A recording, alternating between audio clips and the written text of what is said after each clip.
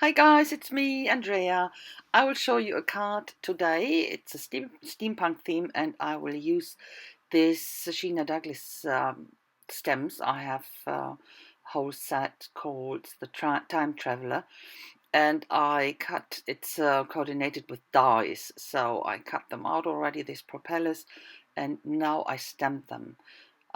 These stems are coming in sheets, and some of them I cut it apart already.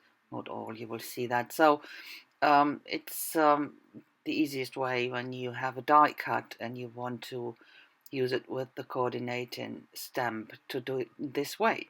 But you have to look before at the beginning what is the right position, and it's pretty.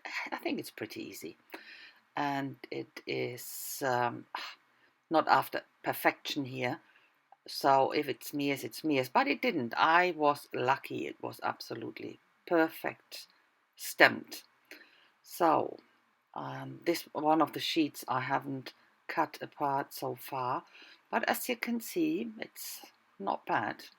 I think it's much better to use it in this way than fiddle around with the small ones. So next step is I put some distress ink on top with the little pads, and that I think is mustard seed, might be. Yeah, I think I wanted to have this yellowish color. Bit of water I sprinkle here on top, let it sit for a tiny moment, and dab it off to get more a distressy background. So this is glass bead gel. I get that from my art supply store. It's quite a good one. I used the golden, but I think it's pretty expensive. So when my art supply store got that, I tried it and I'm pretty impressed. It's really good because before I had one from Liquitex and I was a bit disappointed because glass beads too big and not enough in there. But here they're tiny and really rich, and yeah, that's great, and it dries clear as well, so absolutely fantastic.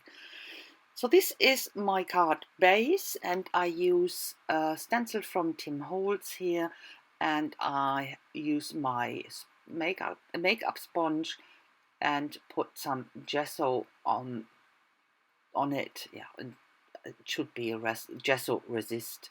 So when that's dry, I will go over with distress ink again, but I will use re-inkers. You will see, so that's how it looks like. You can see it. But I'm not using the blending tool. I will use the re-inker here with some water and then dab that in, because when you go over with a blending tool, it will be, the resist will come out pretty absolutely fantastic. But I wasn't after that so much because I didn't want to have a very busy background. My foreground was more important. So this is Marmot Lagoon, I think. I wanted to have some dark accents in there. That's why I use it here. A bit darker blue in the background. But that's it. So for the edges, I use this vintage photo. First, I wet the edges with my brush and a bit of water, and then I go over with the vintage photo and blend it out with my fingers. I didn't want to have a perfect edge with straight lines, and I will go over with water afterwards again to have it even, yeah, a bit more blended out. So that's pure water I use here to blend it out to the middle. So the leftover I use for making splatters. Dilute it a bit and to get bigger splatters here. So that's the background for now, and my little tiny bits, they dried already, but I wanted to have a bit more going on there, and I used this peacock feather distress pencil, distress brush pen, what are they calling it actually? This marker, marker. I wanted to give the whole thing a bit more of a patina. You won't see a lot afterwards because I will go over with a paste, metallic paste, so but a bit of this patina-like stuff will shine through.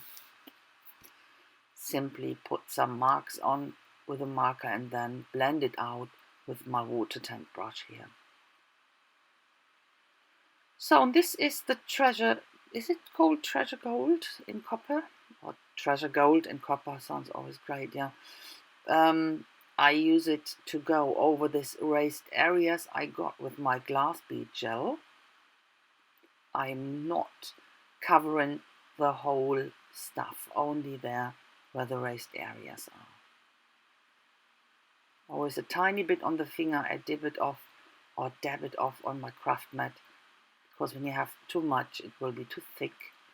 I only want to have a very thin coat. So here you can see the shine. It's really beautiful. These are simple brads. They have this shiny coat. It's sparkly. That's quite good because the paste uh, will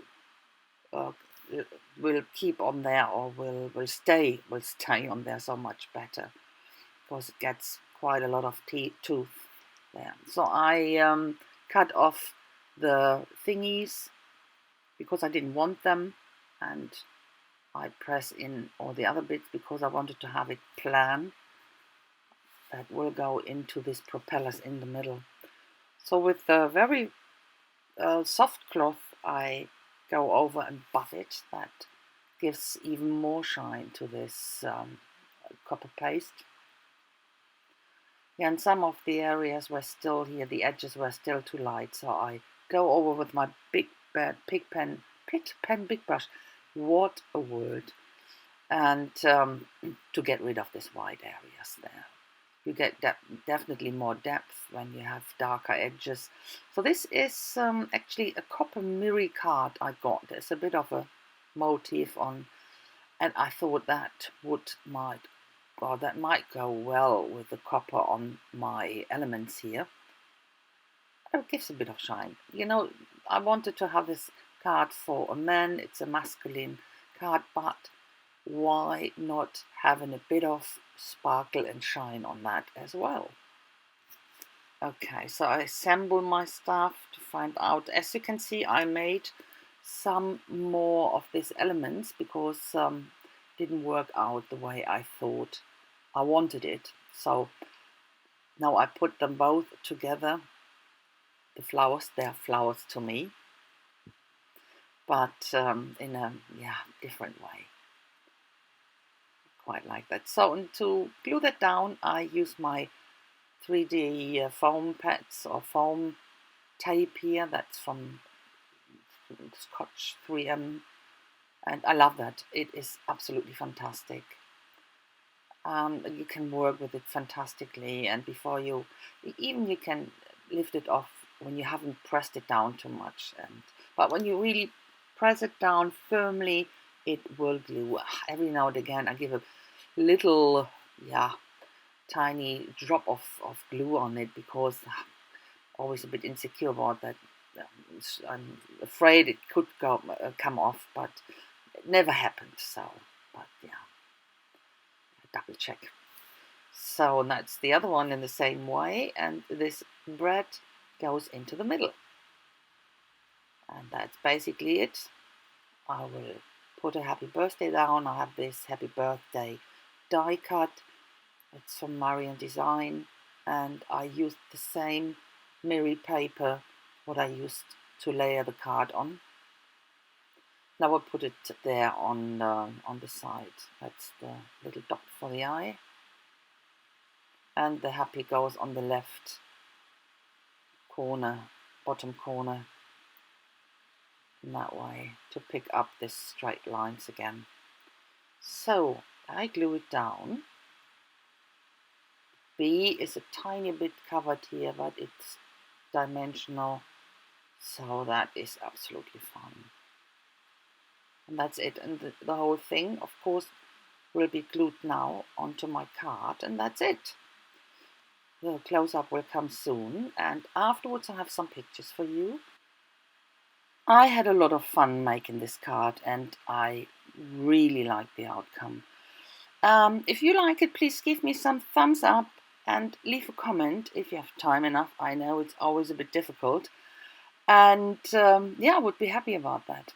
So that's it. I hope I will see you soon with my next project. Stay tuned for that.